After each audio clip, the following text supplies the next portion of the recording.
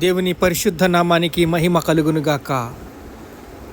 యేసు క్రీస్తు వారు పరిశుద్ధుడు మనల్ని పరిశుద్ధులుగా ఉండమన్నారు. తీతుకు రాసిన పత్రిక 3వ అధ్యాయము 5వ వచనము, మనము నీతిని అనుసరించి చేసిన క్రియల మూలముగా కాక తన కనికరము చొప్పున పునర్జన్మ సంబంధమైన స్థానము ద్వారా పరిశుద్ధాత్మను మనకు నూతన స్వభావము కలగజేయుట ద్వారా మనలను రక్షించెను. మన క్రియలు మూలముగా కాక, నీతిని అనుసరించి కాక, తన కనికరము చొప్పున పునర్జన్మ సంబంధమైన రక్షణ దొరికింది. రక్షణ ద్వారా మనము దేవునితో వారసులుగా సమకూర్చబడ్డాం. పరిశుద్ధాత్మ మనకు నూతన స్వభావాన్ని కలగజేశాడు, మనల్ని రక్షించాడు. మనం ఆయన కృప వలన నీతిమంతులుగా తీర్చబడ్డాం. నిరీక్షణ మనము వారసులుగా ఆగుటకు పరిశుద్ధాత్మ మన రక్షకుడైన యేసు క్రీస్తు ద్వారా మన మీద తన పరిశుద్ధాత్మను సమృద్ధిగా కుమ్మరించెను.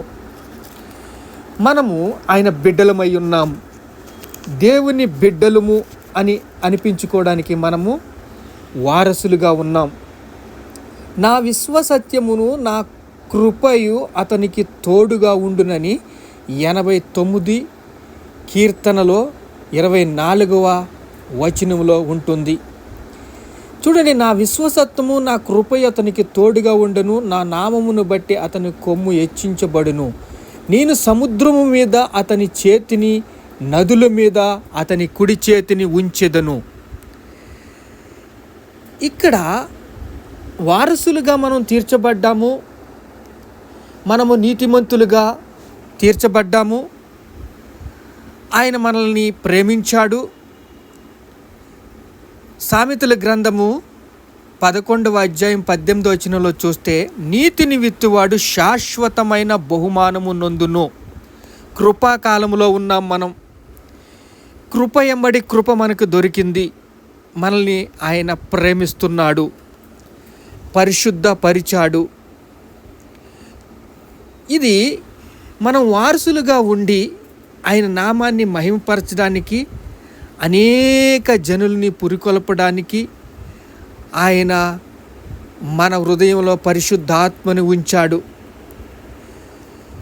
రోమీయులు రాసిన పత్రిక 4వ అధ్యాయం 20వ వచనంలో చూస్తే, అవిశ్వాసం వలన దేవుని వాగ్దానముల గురించిన సందేహింపక, చూడండి, దేవుని వాగ్దానం మనం సందేహించామంటే మనము ఏమైపోతాం? అవిశ్వాసులమైపోతాం. అబ్రహాము రమారమి 100 ఏండ్ల గలవాడైనప్పుడు తాను దేవుని నమ్మాడు. అబ్రహాము దేవుని నమ్మిను, అది అతనికి నీతిగా ఉంచబడిను. నిరీక్షణకు ఆధారము లేనప్పుడు నిరీక్షణ కలిగి నమ్మాడు. మనము అలా ఉండాలి. నిరీక్షణ మనము ఎదురు చూస్తాం, లేని వాటిని ఉన్నట్టుగా మనము నమ్మేదే నిరీక్షణ.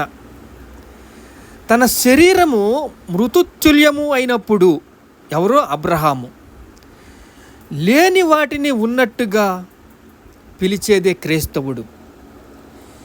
100 ఏండ్ల వాడిగాడన్నప్పుడు కూడా మనల్ని ఏం చేశాడు?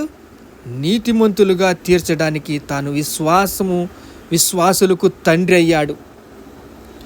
ఇప్పుడు కృపాకాలంలో ఉన్నాము. దావీదు నమ్మి ఒక ప్లాట్ఫారం ఏర్పాటు చేసుకున్నాడు, గొల్యాతుని చంపేశాడు. యేసుక్రీస్తు ఒక ప్లాట్ఫారం ఏర్పాటు చేసుకున్నాడు. యేసుక్రీస్తు కూడా సైతానుని కల్వరి శిలువలో తొక్కి మనకి విజయం ఇచ్చాడు. మనం వారసులుగా ఉన్నాం, కృపాకాలంలో ఉన్నాం. మనము ఇక్కడ 89వ కీర్తన 24లో, నా విశ్వసతయు నా కృపయు అతనికి తోడుగా ఉండును. చూడండి, వాళ్ళ యొక్క వారసులుగా ఉన్నాం, దేవుని బిడ్డలుగా ఉన్నాం, దేవుణ్ణి ప్రేమిస్తున్నాం. అతని నామమును బట్టి కొమ్ము హెచ్చింపబడుతుంది. నేను సముద్రం మీద అతని చేతిని, నదుల మీద అతని కుడి చేతిని ఉంచెదను. మీరు ఈరోజు విశ్వాసముతో బలపరుచుకోవాలి, బలం పొందుకోవాలి. విశ్వాసంతో బలం ఎప్పుడైతే పొందుకున్నారంటే మీరు దేవుడు నమ్మదగినవాడు, నా కుమారుడని ఆయన సాక్ష్యం ఇస్తాడు తన దూతల దగ్గర. చూడండి, నా ఆత్మ మన పక్షముగా ఉండి విజ్ఞాపన చేస్తున్నాడు. ఎందుకు మనం నమ్మాలని? మీరు మీ సరిహద్దులు విశాలపరుచుకోవాలి. మీ సరిహద్దులు విశాలపరుచుకుని మృతుల నుండి సజీవుడిగా చేయువాడని మీరు నమ్మాలి. మృతులు సైతము సజీవులుగా చేయువాడు అని దేవుడు అని మనం నమ్మాలి. విశ్వాసము వలన బలం పొందుకోవాలి. ఆయన నెరవేర్చునకు సమర్థుడని రూఢిగా విశ్వసించాలి. నిరీక్షణకు ఆధారం లేనప్పుడు నిరీక్షణ కలిగి నమ్మిన అబ్రహాము కుమారుడు యేసుక్రీస్తు మనకి మాదిరిగా ఉన్నాడు. యేసుక్రీస్తు స్వరూపంలో మనల్ని ఉండమన్నాడు. 89వ కీర్తనలో చూస్తే యెహోవా యొక్క కృపాతిశయము నిత్యము నేను కీర్తించెదను. మనం స్తుతించేవారిలాగా ఉండాలి, ఆరాధించేవారిలాగా ఉండాలి, దేవుణ్ణి ఘనపరిచేవారిలాగా ఉండాలి, దేవుణ్ణి మహింపరిచేలాగా ఉండాలి. ఆయన మనల్ని ప్రేమిస్తున్నాడు. చూడండి, అపోస్తుల కార్యములు 28వ అధ్యాయం 26వ వచనంలో అయితే వినుట మట్టుకు విందురు కానీ గ్రహింపరని యెషయా భక్తుడు ప్రవచనపూర్వంగా చేసింది పౌలు దాన్ని జ్ఞాపకం చేసుకుంటున్నాడు. వినుట మట్టుకు ఉంటామంట, దాన్ని గ్రహింపమంట. అలా ఉండకూడదు. అబ్రహాము దేవుణ్ణి నమ్మెను, అది అతనికి నీతిగా ఉంచబడ్డది. ఇప్పుడు మనల్ని ప్రేమిస్తున్నాడు దేవుడు, మనల్ని పరిశుద్ధపరిచాడు. నీతిని విత్తువాడు శాశ్వతమైన బహుమానం నొందుతాడని మనం నమ్మాలి. దేవుడి వాక్యాన్ని నమ్మాలి, దేవుడి వాగ్దానాన్ని నమ్మాలి. దేవుడు మనల్ని ప్రేమిస్తున్నాడు, దేవుడు మనల్ని పరిశుద్ధపరుస్తున్నాడు, దేవుడు మనల్ని పవిత్రపరుస్తున్నాడు. దేవుని మహిమపరిచి ఆయన వాగ్దానము చేసిన దానిని నెరవేర్చేవాడని గట్టిగా పట్టుకోవాలి. ఇప్పుడు మనం ఆయన కృపాతిశయముని నిత్యమును కీర్తించినప్పుడు, మనల్ని ఆయన ప్రేమిస్తున్నప్పుడు మన వాగ్దానాలు జ్ఞాపకం చేసుకోవాలి. మన జాబు ఏమిటి? మన చేతి పనిని ఆయన ఆశీర్వదించే దేవుడు, మన ఉద్యోగాల్ని ఆశీర్వదించే దేవుడు. మనల్ని ప్రేమిస్తున్నవాడు మనల్ని విడవడు, ఎడబాయడు. మనల్ని బలపరుస్తున్నాడు, స్థిరపరుస్తున్నాడు, సిద్ధపరుస్తున్నాడు. ఆయన ఎప్పటికీ మనల్ని, మన ప్రేమను ఆయన కాదనకుండా మనల్ని ప్రేమించి, నా కృప నిత్యము అతనికి తోడుగా ఉండజేసేదను, నా నిబంధన అతనితో స్థిరముగా నుండును.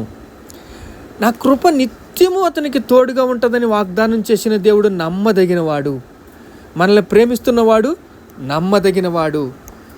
మనల్ని ఆయన ప్రేమించి తన కృపను మన మీద కుమ్మరించాడు. నా సేవకుడైన దావీదును నేను కనుగొని ఉన్నాను, నా పరిశుద్ధ తైలముతో అతనిని అభిషేకించుచున్నాను. ఈరోజు దావీదును అభిషేకించిన దేవుడు మనల్ని అభిషేకిస్తున్నాడు. దేవుడి పిల్లలుగా మనల్ని ఆశీర్వదించాడు. దేవుడి పిల్లలుగా ఉండి పరిశుద్ధ తైలముతో మనల్ని అభిషేకించి ఆయన రక్తమిచ్చి కొన్నాడు. ఆయన శరీరాన్ని మనకి అనుగ్రహించాడు. శరీరం తినండి, నా రొట్టెను తినండి, నా శరీరాన్ని తినండి, నా రక్తాన్ని త్రాగండి ఆయన చెప్పాడు. నా చెయ్యి ఎడతెగక అతనికి తోడుగా ఉంటానని చెప్పి, నా పరిశుద్ధ తైలముతో అభిషేకిస్తానని చెప్పి మనల్ని ఇడిచిపెట్టేసేవాడు కాదు, మనల్ని బలపరిచేవాడు, మనల్ని స్థిరపరిచేవాడు, మనల్ని సిద్ధపరిచేవాడు, మనకి తోడుగా ఉంటానని చెప్పి మత్తయి సువార్త 28వ అధ్యాయంలో 20వ వచనంలో మనకి వాగ్దానం చేసిన దేవుడు నమ్మదగినవాడు. మన జాబ్ విషయంలో, మన ఉద్యోగ విషయంలో, మన చేతి పనుల విషయంలో, మన పొలాల విషయంలో, మన వ్యవసాయ విషయంలో ఆయన మనల్ని బలపరుస్తున్నాడు, స్థిరపరుస్తున్నాడు, సిద్ధపరుస్తున్నాడు. మనం కృపాకాలంలో ఉన్నామని